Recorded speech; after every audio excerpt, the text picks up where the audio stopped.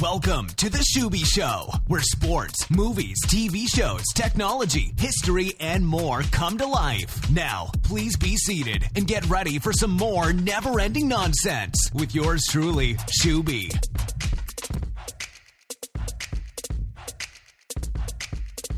This is The Schuby Show with yours truly, Carson Schubert. And today on the show, I'm going to be reviewing a movie I saw the last couple of days, Guardians of the Galaxy Volume 2. And I'm going to start off the show by playing the preview, so you can listen to that here right now.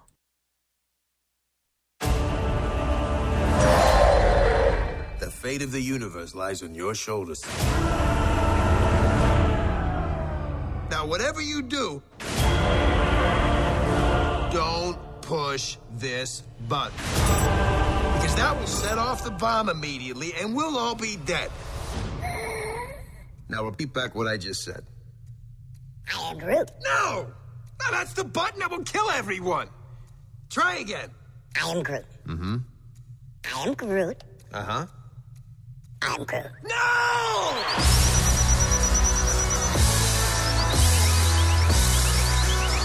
Showtime, a-holes! Screw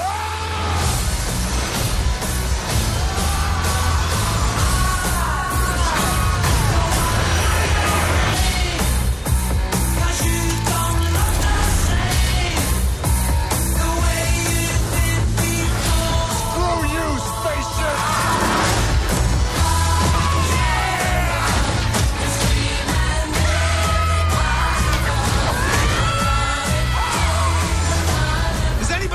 Tape out there. I want to put some tape over the death button.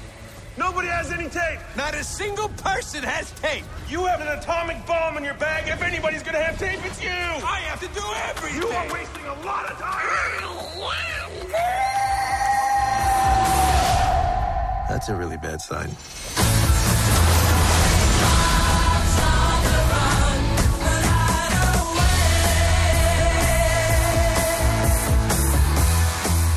Touch someone, I can feel their feelings. You feel love. Yeah, I feel a general unselfish love for just about everybody. No, sexual love. No, I don't. For her. No. See, you just told everyone your deepest, darkest secret. Dude, come on. I think you're overreacting a little bit. You must be so embarrassed. Do me.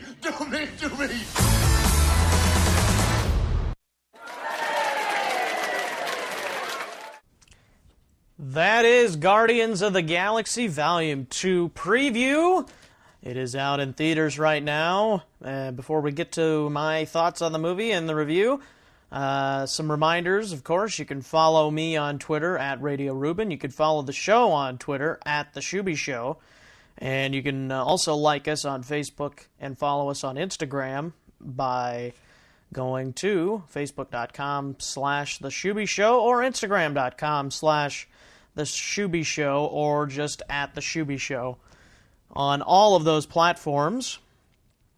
And if you have any inquiries about the show, want to get a guest on the show, think I should get this person on, you can email those at theshubyshow@gmail.com. And that is if you just know somebody who's knowledgeable with sports, movies, TV shows, technology, history, or just think they would be a good guest on the show, please contact us via the email or on social media. So that is it for the reminders. And getting in to Guardians of the Galaxy 2. And I'm going to start off, actually, by reading some critic reviews that are pretty easy to find. I just typed in Guardians of the Galaxy Volume 2 review on Google, so you can find those by doing that as well. This is from Common Sense Media, Sandy Angulo Chen. And Marvel's favorite motley crew of reformed outlaws is back for another space adventure full of classic tunes, epic battles, and charming comedy. And Manola Dargis of the New York Times says Guardians of the Galaxy has all the digital bells and whistles and is full of self-charmed waggery of the first. And in many respects, there's not there's not much that's different, except that it feels a bit strained. And you can also read all these full reviews, too. Chris Hewitt of The Empire says, perhaps not quite as fresh or fun as the original, but still a very much a triumph of the Quill. And Guardians of the Galaxy Volume 2 doubles down on everything that the audience has loved about its predecessor to still entertaining but diminished results. That was Sandy Schaefer of Screen Rant. And let's see. Here's one from the Washington Post, Michael O'Sullivan. The Guardians may be mercenaries, but they're far from all business, occasionally pausing to cue up one of Peter's favorite tracks as a sonic backdrop to the impending action. So those are some of the reviews from Guardians of the Galaxy 2. And, of course, we'll take a look, as I'm sure most of you have already know who's in the movie, but I will give you the list of the cast. Chris Pratt is Star-Lord, or Peter, or whatever you want to call him. He's got many names throughout the movie. Vin Diesel is Groot, of all the minimal lines and all the noises he makes. Dave Bautista is Drax. And Zoe Saldana is Gamora. And Bradley Cooper is the Raccoon, Rocket Raccoon. And Karen Gillan, I'm not even sure how you pronounce that. That's Nebula. Michael Rooker is Yondu. Kurt Russell is Ego. I don't know if I can give this information, but it's Star-Lord's father, played by Kurt Russell. Sean Gunn is Kraglin. Palm Clementif is Mantis. Elizabeth Debicki is Kismet. And Chris Sullivan is Taserface. That part's pretty funny, actually. And I'm not going to say any more about that, because I'm sure some of you, if you have seen it, that Taserface part is pretty funny, but for those that haven't seen it, you'll probably laugh. So yeah, that is pretty much the whole cast. There's more, but that's pretty much all I've got. So overall, my thoughts on the movie, I thought it was very well done. And I would probably, I'm going to start out by giving you my grade / stars. I'd probably give it a 4.5 out of 5 stars. And notice, before I continue, I am not a movie critic. I am just a lover of movies, mainly. I love superhero movies in particular. And so don't critic me for being a terrible critic, because I probably am, and I know that already. But overall, I thought it was good. So, one of the things I thought they could have, that maybe took away something from the movie, I mean, the comedy is great, something you wouldn't expect in a regular superhero movie, which I'd like that kind of a spin-off, and I know a lot of people probably have talked about that. But one thing that I think the comedy can do sometimes, it can take away from the seriousness of a moment, where you might think, for example, when Ego and, as in Kurt Russell and Star-Lord, Chris Pratt, are talking, and all of a sudden they go from talking really serious to being funny, and then vice versa, and then it gets really, really turned on its head, so to speak. But it is very, very interesting how that happens. So, I mean, can be really serious one minute, then really funny, then serious. I felt like some of those worked really well, and I felt like some of them were kind of mistimed or maybe could have been left out, but I really like the music, because nowadays you go to movies and you're so used to hearing all the new stuff or newer music, but you go to Guardians of the Galaxy 2, Volume 2, and you're going to see a lot of different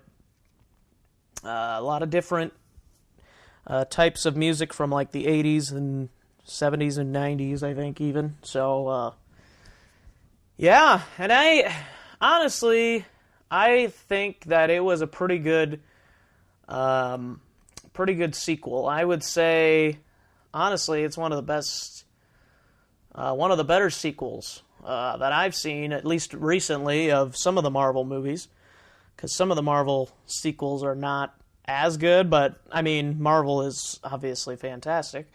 But I thought it was actually pretty good. I mean, it wasn't as charming as the original, but I thought there was definitely some funny parts, and definitely some interesting twists throughout the plot. I thought the plot was pretty well organized for the most part. And I thought it was interesting how they started it from the beginning and then how they tied that in. It was kind of like a flashback in time at the beginning. You know, those movies that start out like that. And I'm sure there's many words I could actually be using to describe these type of things, but, you know, my vocabulary is not well or very good in the movie and the plot scene, or even in the English scene, like the climax. I could probably use the climax and the all those other words, but you know, it's been a while since I've taken English to actually remember that from novels. So, but overall, I was very very impressed. Chris Pratt was outstanding as Star-Lord. He fills that role perfectly, and I am still shocked that Vin Diesel. I'm shocked that Vin Diesel can talk like that, just by how he talks and normally. And maybe they have computers to formulate his voice or something, but that is pretty funny how he can change his voice to be like that. And I mean, we can all change our voices. I mean, I could do it right now, but I'm gonna not do that because I don't want to sound any more stupid than I already am. No, just kidding. But yeah, it's still in theaters this weekend in my area, in the Sioux Falls, Sioux Center area. But I'm sure it is probably available near you as well. The genre of the movie is science fiction film / action, and it's PG-13. But I think for the most part it's pretty clean. Might be a few swear words involved, but nothing too big or anything like that. So, and the movie lasts 2 hours and 18 minutes, and I think that is less than the first one. I thought the first one was less than 2 hours. No, actually, that was right at 2 hours too, so it's about 16 minutes longer than the first one. A lot of people still think the first one was better, and everybody says that about every movie. Oh, the first one was the best. First one was the best. No, and honestly, in the Batman trilogy, a lot of people say Batman Begins was the best, but I strongly disagree with that. But that's personally because I've seen the plot so many times. I've seen how Bruce's background has been given so many times, and don't get me wrong, they did a good job doing it. But I thought the last two movies were fantastic. The second one I thought was the best one. It was just really, really good. Heath Ledger was fantastic. The plot was fantastic. But I'm getting off my topic here. So IMDb gave it an 8.1, the first one, out of 10, and Metacritic. Oh wait, no. Yeah, they gave it 8.1. Rotten Tomatoes gave it 91%. And Metacritic gave it 76%. Metacritic gave it a 9% less on the second one. And on the second one is the same as the first, according to IMDb.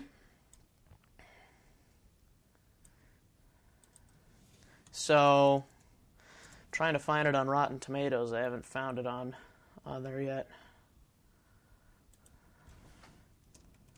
But and the users, 94% of the users say it was really good. Let's see.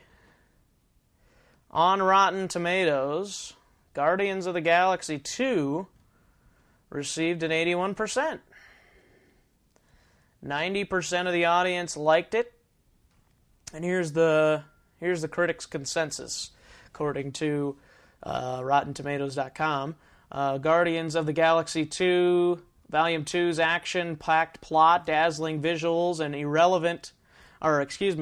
irreverent humor add up to a sequel that's almost as fun, if not quite as thrilling, fresh as its predecessor.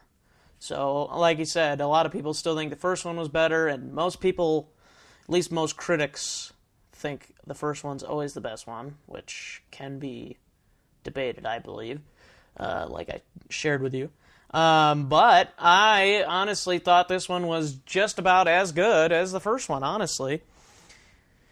I mean, the first one kind of gave you a totally different idea of what a superhero movie is, because of all the humor and just the different heroes and their personalities, and so it's really good. I would definitely recommend seeing it. The average rating by people is 4.3 out of 5, and I gave it a 4.5 out of 5, just because, like I said, of the small amounts of small period in time where you have the humor, and then randomly, when you think maybe more humor's coming, it'll be all of a sudden, okay, we're serious now. Or serious, and then all of a sudden, humor, which that part doesn't bother me. That's actually good, I think. Serious, and then all of a sudden you get humor. But when you go humor, and then, serious, that kind of bothers me a little bit. Like, there's not really much transition from those. But, like I said, overall, there's not much to complain about with this movie. I thought it was very well done, and also, here is what it has gotten in the box office so far: $146,510,104. Again, it's a Walt Disney film because Marvel joined Walt Disney. And it's rated PG-13 for sequences of sci-fi action and violence, language, and brief, suggestive content.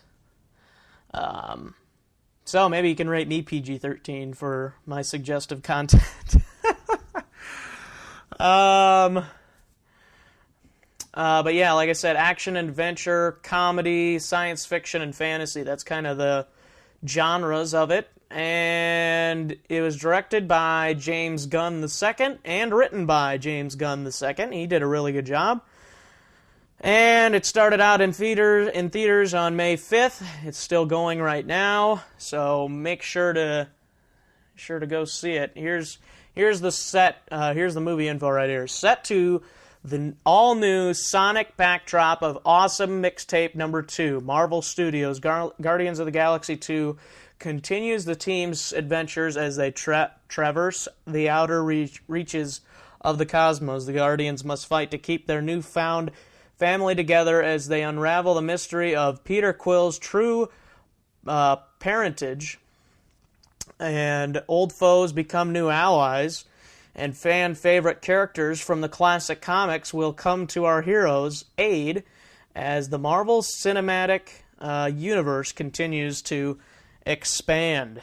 So that is kind of your GRU, or your So I was just seeing a comment of Groot. That's kind of your lowdown of it. But yeah, Groot is hilarious, as you heard in the preview, trying to push that red button. And I'm actually going to leave you guys a link to the preview down or in the show notes. But yeah, it not only looks, but it also is really good. And I'm really looking forward to a lot more movies coming out this summer and even in the fall.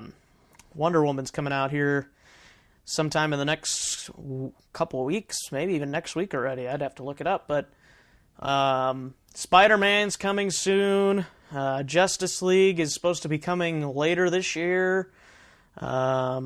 There's probably another Marvel movie maybe coming out, but superhero movies are going to be full this year. There's going to be a ton of them, and I'm excited for a lot of these movies that are coming out.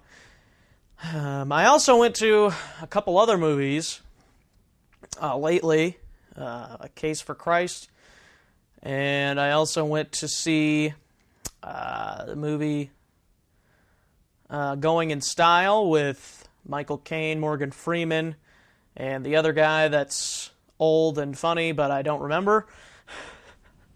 But I will maybe review one of those movies, probably Going in Style, because I'm sure many people have seen that or were wondering how that is if they haven't seen it, because it is one of those movies that you're thinking, okay, it's got some pretty good actors in it, but they're kind of like on the downward stretch or homeward stretch of their careers, so maybe it's not as good, but maybe you just want to know how it is before you go see it or before you buy it or rent it or watch it on Netflix or whatever, in the future, of course. So I might do that here in the future. But for next week on the Schuby Show, I actually am going to be recording this later today, but next week you will be hearing an interview with former ESPN producer, and he's been involved with Mike and Mike in the Morning and some other things as well. Jason Romano also hosts the Sports Spectrum podcast, and he's had some really good guests on there, some athletes that have talked about their faith and how they've used that throughout their playing careers. He also just talked to Ernie Johnson about his new book and some of the things he did. Of course, the big speech or the big talk that he had on live television about his belief in Jesus and also his thoughts on the election of last year. So that was very interesting. But yeah, he will be on the show next week. I'll be, like I said, recording here and actually pretty soon. But yeah, be ready for Jason Romano of the Sports Spectrum podcast to be joining the Schuby Show. The former ESPN producer will be joining me today, but you'll get to hear it next week. So get ready for that, and we might have another episode in line for next week too. I have not yet decided on that. And if you haven't listened, Tom Schreier joined me for the first episode this week, and actually was recorded last week, but it was pretty. It's an episode that doesn't go away. Like, it's not, you have to listen to it now, otherwise it's irrelevant. So please listen to it. Tom Schreier and I had a good conversation. So please go back and podcast that, and find us on Facebook, Twitter, Instagram. I'm at Radio Ruben on Twitter. The show's at The Schuby Show. Follow us, interact with our posts and videos and all that fun stuff. Let's keep this thing going. And we will see you next week. Thanks for listening to The Schuby Show. We hope you mildly enjoyed yourself with more never-ending nonsense with yours truly. For more nonsense, go to the website, theschubyshow.webs.com. Get the show on iTunes, Google Play, YouTube, Stitcher, and TuneIn Radio. Until next time, Skol.